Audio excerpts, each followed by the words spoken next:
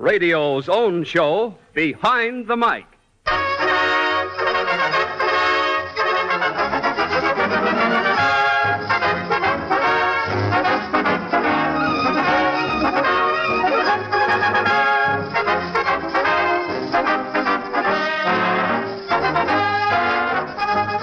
Radio. With a switch of a dial, radio brings you tragedy, comedy, entertainment, information, education, a whole world at your command.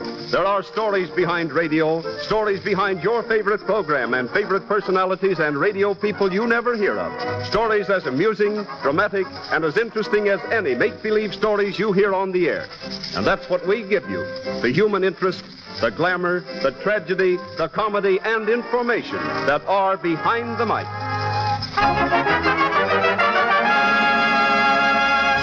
And now, presenting a man whose name since the beginning of broadcasting has been a byword in radio, Graham McNamee. Thank you, Gil Martin. Thank you. And good afternoon, ladies and gentlemen of the radio audience. We've had many people on this program who make their living from radio in strange ways. There was, for instance, one man who imitated animals and a young lady who impersonated a multitude of babies on script shows. But our next guest makes her living in radio in a way that tops all of them. And here she is to tell you all about it. Hildegard Halliday. Hildegard, what is your radio specialty? Well, I make a living by sneezing. You mean you're an expert in pseudo-nasal explosions. In other words, when a radio director has a character in a script who has a lot of sneezing, he casts you in the part, huh? Well, it certainly seems to work out that way. I've done all kinds of sneezes on the Rudy Valley, Tommy Riggs, Fred Allen, Aunt Jenny, Robert Benchley, and many other programs. Well, do you mind telling us how you're able to sneeze that way at a moment's notice, Hildegard? Oh, I can sneeze like all get out if I just imagine very hard that I have a cold and chill. I see. There's cold in them, there chills. Besides working yourself into the part psychologically, do you get many hints from observation? Yes, I do. I recently got a great many hints from observing a lady at a cocktail party. You know, Graham, I never realized how bad hay fever was until I saw her. Yeah.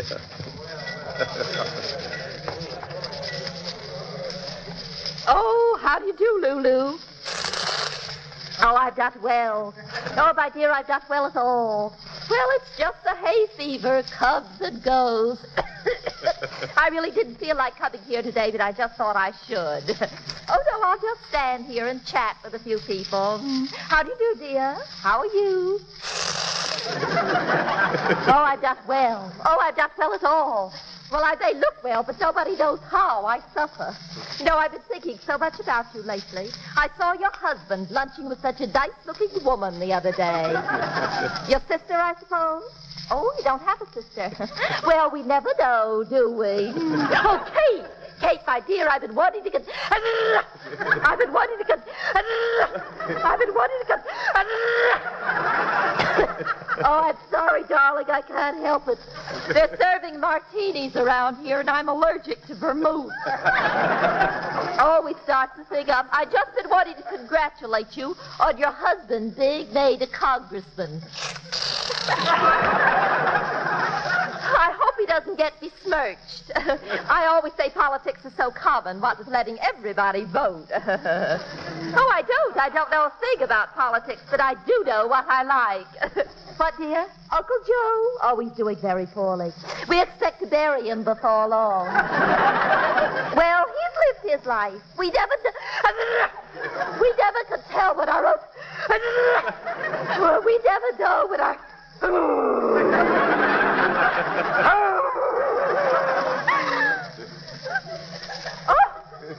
know, that's the silliest thing. You never know when you're going... No, my husband's away on one of his trips. Well, I wanted to go away with him, but he said he'd feel better off to have me at home. He said he didn't want anything to happen to me. He knew he'd never find another...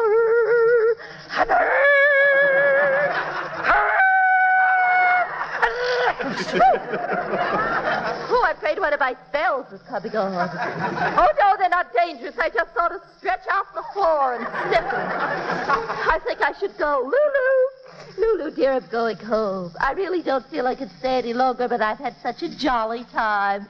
Take care of yourself, won't you? There's so many people dying this year.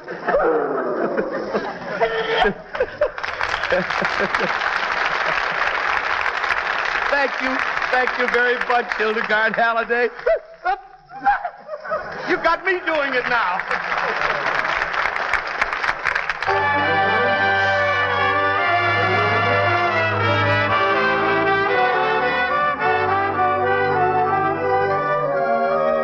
Each week, puzzled, sometimes frightened, sometimes despairing people seek the advice of social expert John J. Anthony on his radio Goodwill Hour, hoping that he will point out a solution of their problems. You have heard him advise them.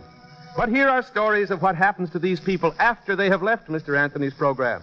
Stories the radio public never hears. Tonight, for the first time, Behind the Mic brings you the story of the result of Mr. Anthony's advice in what he calls his most astounding case. Mr. John J. Anthony.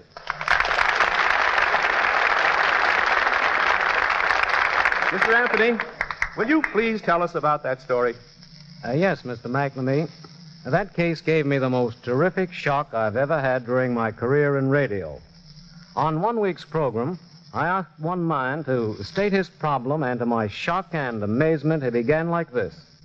I said to him, "What is your business?" And he said, Mr. Anthony, my business is killing. What do you mean? I'm a gunner in the Navy, and I'm going to kill a man. Do you realize what you're saying? Yes, I do, but it's the only way out. You see, I'm in love with a woman, and she's in love with me. But she's married, and her husband won't give her a divorce. He won't divorce her, well, out of sheer cussedness. He doesn't love her, but he doesn't want me to marry her. I've decided that there's only one thing to do, and that's to put him out of the way. That's the only way she'll get her freedom. So I'm going to kill him. You must have been shocked when you heard that. What did you do then, Mr. Anthony? Naturally, I pointed out to him that he certainly wasn't going to be able to marry this woman if he killed her husband. He'd be arrested and executed, and that would be the end of it.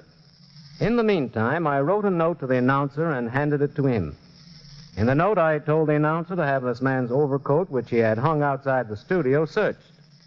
Inside the man's coat was found a large, heavy jack handle, a perfect instrument with which to club someone. So I knew he was serious in his intention. I asked him to wait for me after the show, and he did. When the program was over, I told him that I could very easily have him committed to Bellevue Hospital for psychiatric examination to determine his sanity, but I was more anxious to straighten him out. I made him promise that he would do nothing that evening, but would come to see me the following day at my office. He promised. Did you feel his promise was worth anything? Oh, yes, in this case. After all, he had been contemplating killing this man for some time, and he'd come to me for help, and he still wanted it. And so he wasn't going to do anything until at least after he had seen me again. Well, why did you have him come to your office? Well, because I wanted to get in touch with a well-known psychiatrist, have him see the sailor, and try to straighten him out, which was exactly what he did in a series of interviews. And how did it all end? Did the man divorce his wife, and did the sailor marry her? Oh, no, Graham. It might have happened that way in a story, but not in real life. That was different. You see, the psychiatrist confirmed what I had suspected all along. The sailor wasn't really in love with this woman. It was a case of frustration. He'd probably wanted to marry her at one time, but since he wasn't, and since she was married, that was quite impossible. But the fact that he couldn't made him all the more determined that he would, even if he had to kill her husband to do it. The finish of the story, Graham, is that the husband, when he discovered that the sailor didn't want to marry his wife, gave her a divorce. I got her a job. The sailor didn't marry her, but he didn't kill the husband either. And there you are. And thank you, John J. Anthony, for an unusual behind-the-mic story.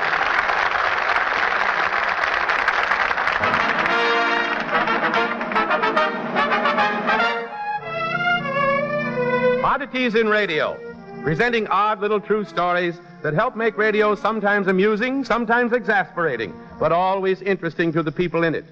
This week's oddity.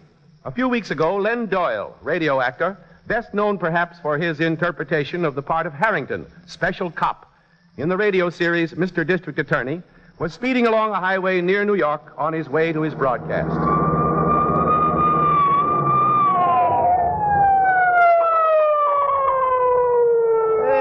when are you smart guys going to learn you can't go 70 miles an hour out here? Yeah, officer, I was just driving along thinking of my grandmother. I just looked at the speedometer. Baloney, I had you clocked.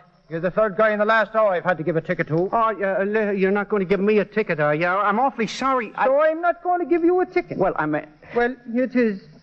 Let's see your license number. Yeah. 70 miles an hour. Where do you think you're going? To a fire?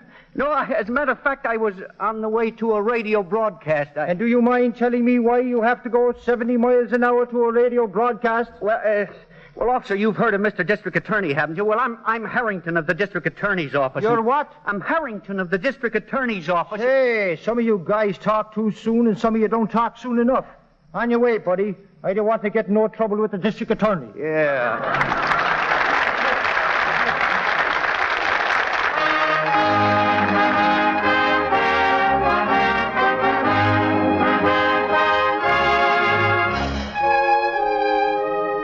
Behind the Mic salutes a program you loved. We in radio believe that radio has a tradition of which it can well be proud. A tradition of good programs that linger fondly in your memory. And so each week, we intend to bring you a star or a part of some program you used to hear, a program that you loved. Tonight, Behind the Mic salutes the old RKO Hour.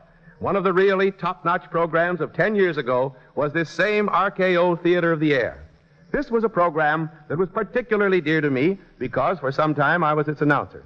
So come back with us for a few brief moments to 1930 and the RKO Hour with two of its original stars, Georgie Price and Tom Kennedy. The RKO Hour.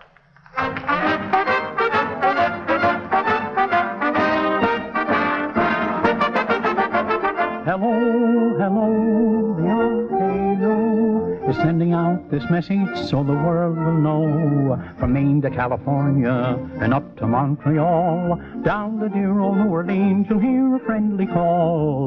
The brightest stars from here to Mars will brighten up your radio. On Tuesday night when tuning in, remember I was crooning in the voice of the RKO. Good evening, ladies and gentlemen of the radio audience. That was Tom Kennedy singing the RKO song, and this is Graham McNamee speaking.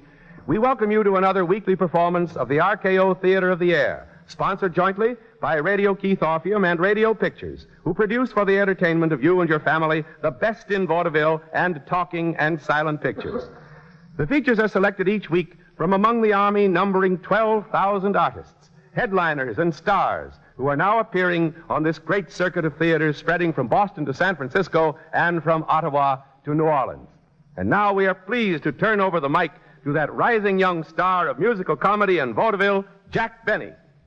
Hello again, and thank you, Graham. It's pretty hard for a fellow who's used to working before an audience to face this thing they call a microphone in an empty studio, you know. Say, can you imagine doing this for a living? But thank goodness I'll never have to. Not as long as I got my violin. But enough of this chit-chat.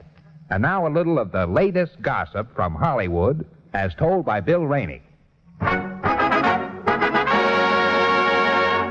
Big things are expected of Radio Pictures' next great effort, Street Girl, starring Betty Compton and Jack Oakey, with an unusual musical score written by Sam Stepp and Oscar Levant. Rod LaRoque was wearing old clothes to the studio and was refused admittance by a new gatekeeper. He had to wait until he was identified by an assistant cameraman before being allowed to enter.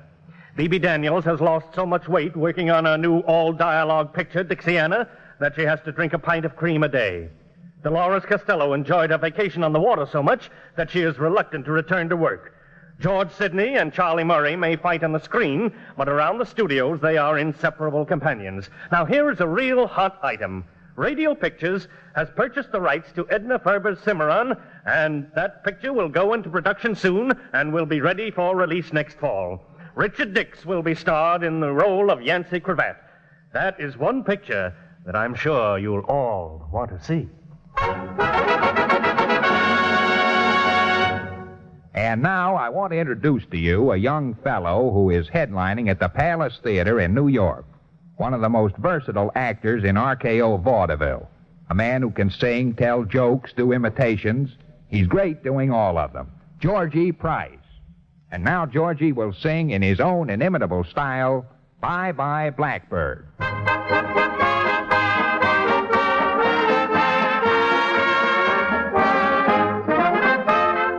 pack up all my care, oh, here I go, I'm singing low. Bye-bye, my blackbird, where somebody waits for me, sugar sweet, and so is she. Bye-bye, my blackbird, no one here can love and understand me. And oh, the hard luck stories they all hand me. So make my bed and light the light. I'll be home late tonight. Blackbird, bye-bye. You know, it's really bye-bye Blackbird for me. What do you mean, Georgie? Well, when I close at the Palace tomorrow night, I'm going on a 55-week vaudeville tour, and every week a different town. Good old vaudeville. Yes, sir. If it wasn't for the good old 2 a day, I'd be worried about eating my 3 a day. Georgie, don't tell me the stock market got you, too. Oh, no, I should say not. They didn't get me. I was too smart for them. Well, I'm glad to hear that. Oh, yes. I bought a stock last year. It cost me $168 a share. I looked in the paper this morning. Where do you think it's selling? I don't know. 2 minus. Yeah, but I don't have to worry. I bought mine outright. You know, that's the idea. The idea is to buy them and put them away. That's right. Buy them and put them away. Mm-hmm. I'm afraid they're going to put me away with them. Yes, sir, Graham. I have it all figured out that if I sing 387,472 songs, I'll be exactly even for Goldman Sachs alone. Well, 1930 is a pretty bad year, Georgie. I hear a lot of people complaining.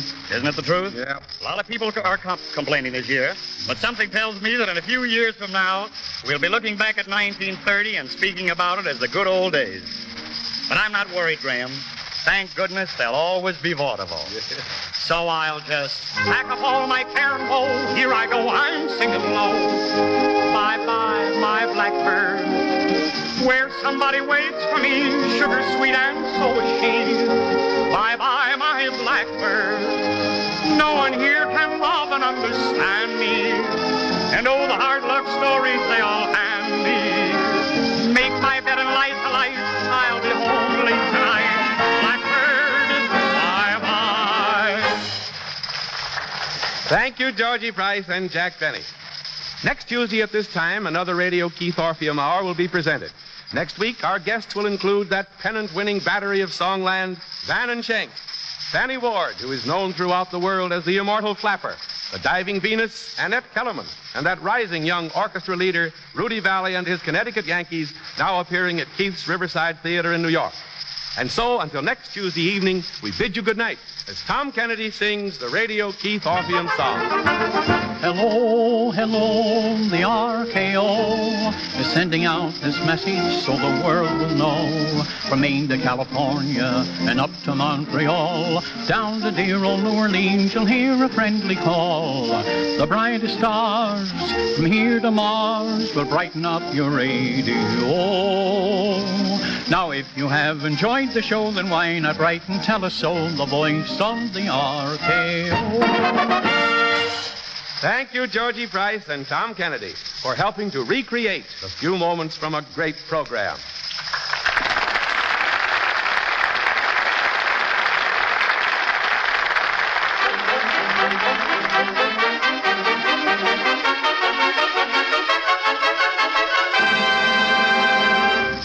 Letters from listeners. Each week we invite the listeners of Behind the Mic to write us questions about radio. And the 3 or 4 we consider to be of most general interest, we have answered on the air by the radio editor of some outstanding newspaper or magazine. Tonight's questions will be answered by Joe Ranson, radio editor of the Brooklyn Daily Eagle. Mr. Ranson, Mr. Ralph Spencer of Toledo, Ohio, wants to know what is the oldest commercial coast-to-coast program still on the air.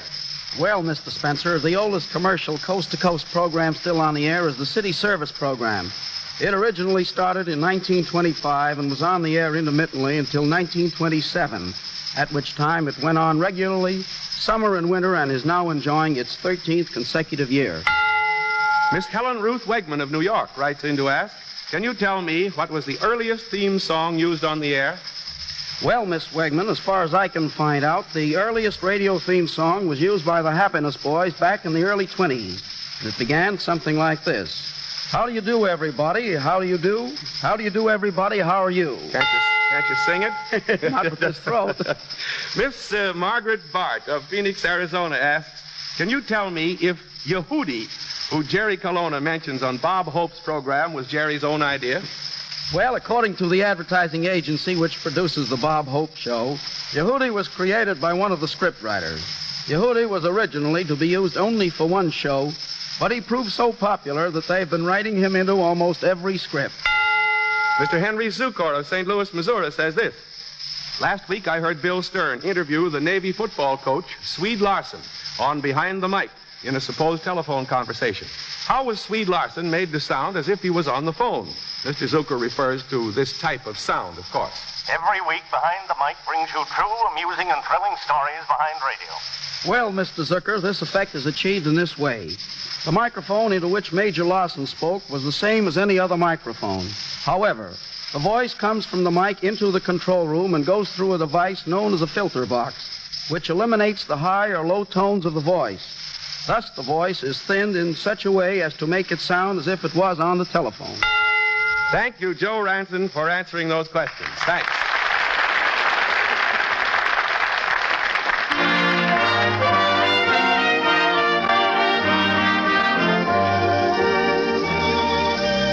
One of the most interesting behind-the-mic stories I have yet heard concerns Haven McQuarrie, who is now on tour with his popular Your Marriage Club program. This story might be entitled The Strange Way in Which a Radio Broadcast Affected a Member of the Studio Audience.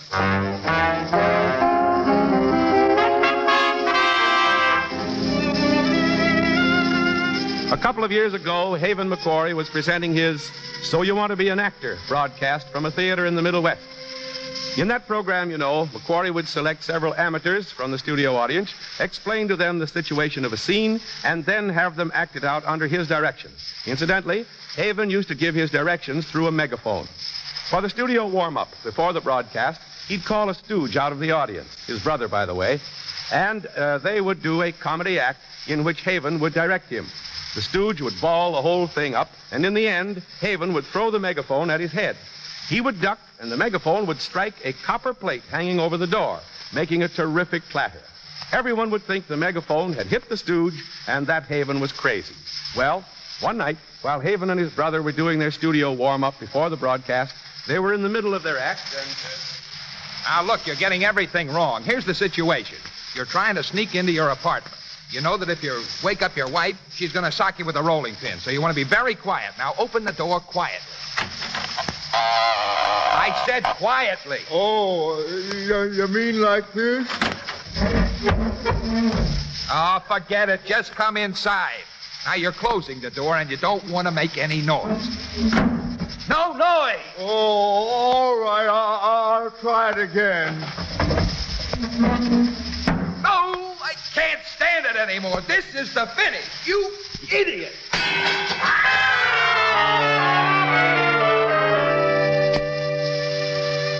Well, the megaphone hit the copper plate in back of Haven's brother, and a woman in the audience screamed. The following day, as Haven was coming out of his hotel, a tall, raw-boned man, looking like a prosperous farmer, came up to Haven and said to him, Mr. McQuarrie, I feel I've just got to explain something to you. You heard a scream in the theater yesterday morning during your act, didn't you? Yes, I did. Well, Mr. McQuarrie, that was my wife. She just hasn't been herself for the past 5 years, ever since our baby was a few months old and almost died. And she's been getting steadily worse. She doesn't recognize any of us at all. So I bought a farm way out in the country where we'd be away from everybody and I could take care of her myself. She had terrible headaches, but the doctor said there was nothing that could be done for her. Oh, that's too bad. Yes, it was. But yesterday I had a brain specialist come to see her. We were taking her to a hospital for observation.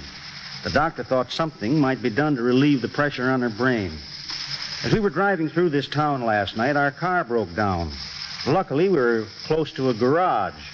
I called the garage man over, and after examining the car, he said... Say, it's going to take about an hour to fix this. We can't wait here in the garage. It's freezing cold.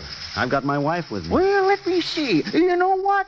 We could go across the street to that theater and wait there. They're doing a radio broadcast there, but they might let you in. It's warm inside. Doctor, do you think it'll be all right? Yes, I think that's the best thing we can do. We don't want it to freeze out here. All right, we'll go over to the theater, and we'll be back in an hour.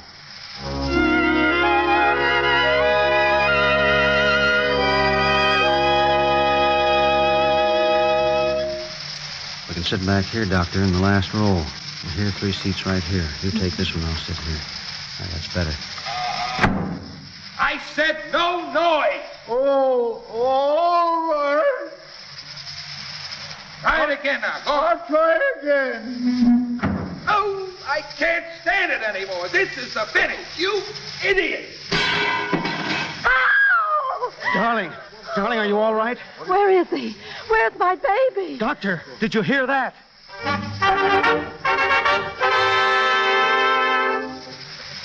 Mr. McQuarrie, that was the first time that she'd asked for our baby in 5 years. The doctor said that the excitement of seeing you almost hit that man had relieved the pressure on her brain, and it won't be long before she's well.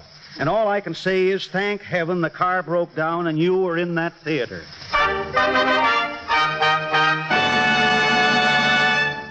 And Haven McQuarrie hears from that man every once in a while. And I can tell you that his wife is well and happy again.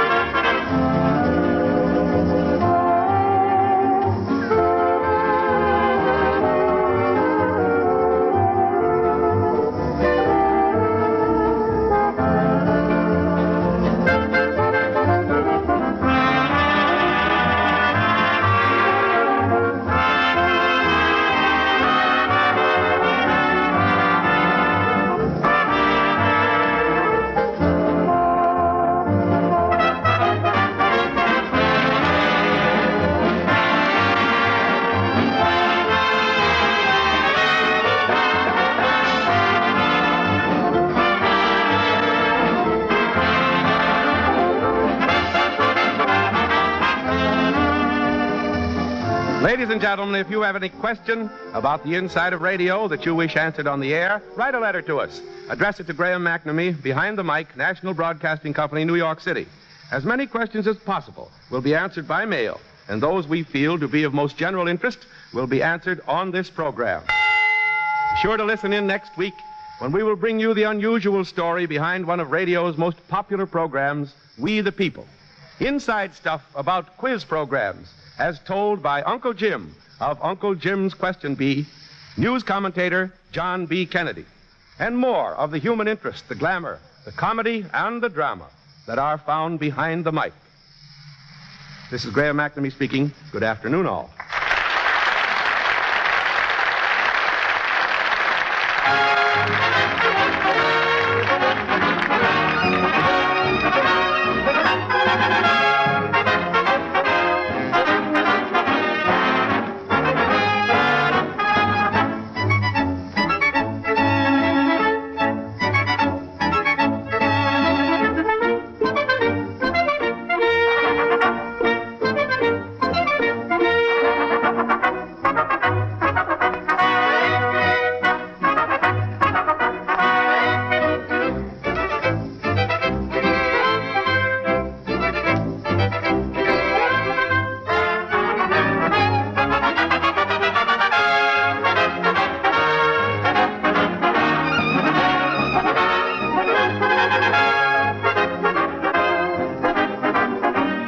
The Mic is written by Mort Lewis. Original music is composed and conducted by Ernie Watson. Jack Benny and Haven McQuarrie were impersonated by Ward Wilson, and this is the National Broadcasting Company.